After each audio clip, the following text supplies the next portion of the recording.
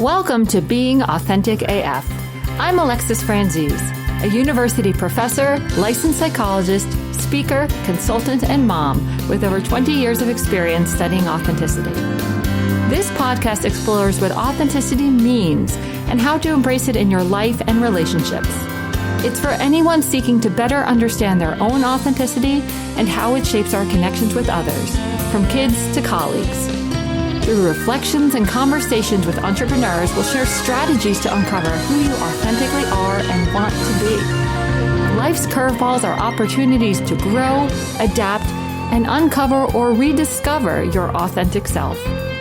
Join me as we explore how to know yourself, be yourself, and evolve yourself, unlocking the path to truly being authentic AF.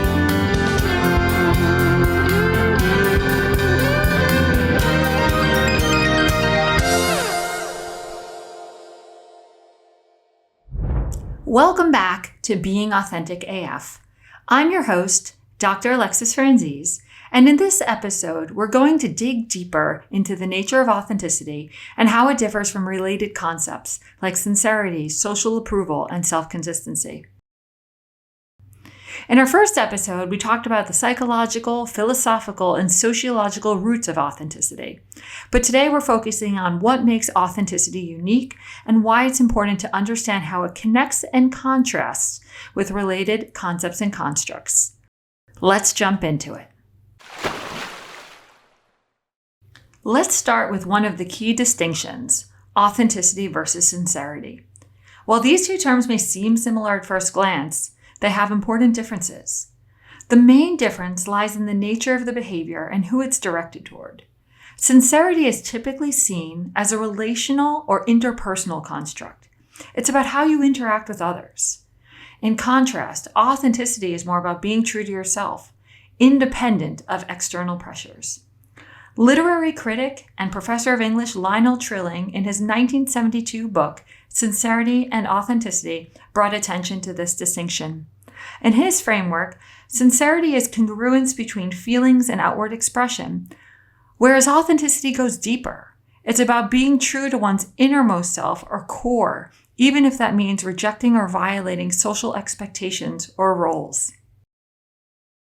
Trilling's work emphasized a shift in cultural values from sincerity to authenticity. In 1995, sociologist Rebecca Erickson also spoke to the distinction. She was more concerned with the emotional and identity aspects of distinction. For her, authenticity is commitment to self-values, rather than simply performing sincerity in social interactions. Social psychologist Ivana Markova notes that you can be intentionally sincere or insincere in communication, meaning that you might say something that you don't fully feel, or you might be genuine in expression. But authenticity isn't about what you say to others. It's about whether your behavior aligns with your internal values, whether others are watching or not. To put it simply, authenticity is self-referential. It's about how you feel about your own behavior. Do you feel it reflects your true self? Sincerity, on the other hand, focuses on how your actions align with others' expectations and how your behavior fits the context of the relationship and situation. Now let's turn to another related construct, social approval. It's common to hear people say, "I just want to be authentic." But in many cases, what they really mean is that they want to be authentic and garner social approval. Social approval is when we behave in ways that meet the expectations of others and elicit positive feedback.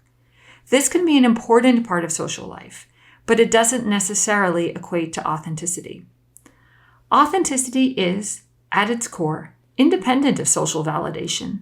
While social approval is a powerful motivator for many people, being authentic means acting in a way that is consistent with your true values, even if it means going against the grain or not getting approval from others. Of course, there are factors that can get in the way of this, and as a sociologist, I would argue that not all people have the same freedom or privilege to convey their authenticity. Social approval can certainly feel good, but if we're constantly seeking approval, we risk losing touch with what's truly important to us. The key to authenticity is not simply pleasing others, but staying true to ourselves, even when that's difficult or unpopular.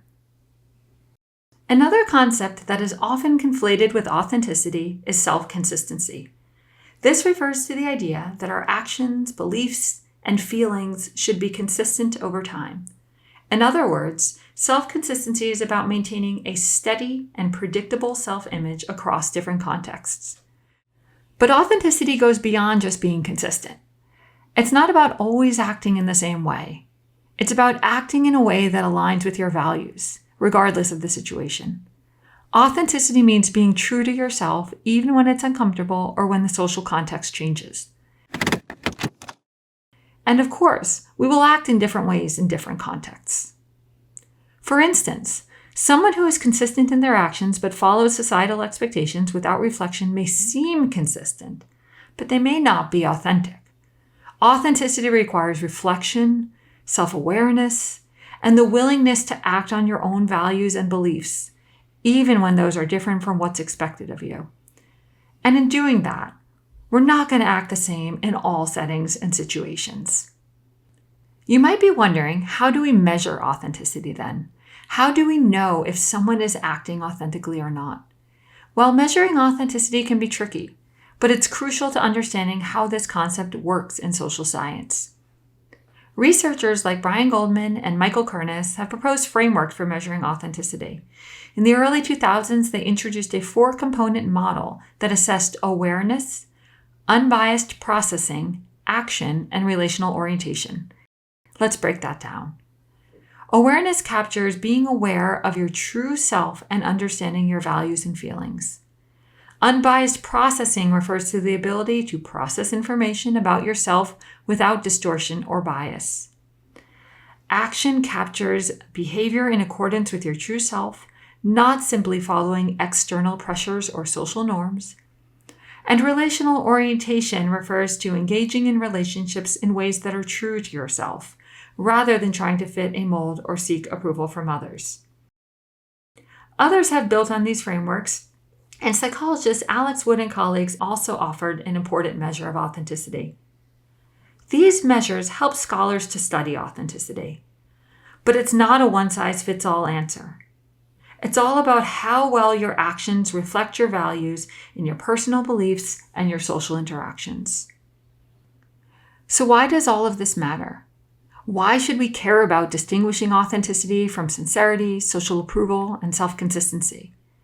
Understanding these distinctions can help us better navigate our social world and make more informed decisions about how we interact with others and how we align our behavior with our values. For example, knowing the difference between authenticity and social approval helps us recognize when we might be compromising our values just to fit in. Understanding the difference between authenticity and self-consistency can help us give ourselves permission to change, grow, and evolve while still staying true to our core values. And recognizing that sincerity isn't the same as authenticity can help us be more mindful of our interactions, ensuring that we aren't just saying what others want to hear, but actually expressing what we truly feel. In short, the more we understand the nuances of authenticity, the better equipped we are to live authentically and foster more meaningful, genuine relationships. In this episode, we've explored how authenticity differs from related constructs like sincerity, social approval, and self-consistency. We've seen that authenticity is not just about being consistent or pleasing others. It's about acting in alignment with your values, even when it's difficult or unpopular. In the weeks to come, we'll delve into how authenticity impacts our well-being, relationships, and mental health. Stay tuned for that deep dive into the real-world consequences of being authentic or inauthentic.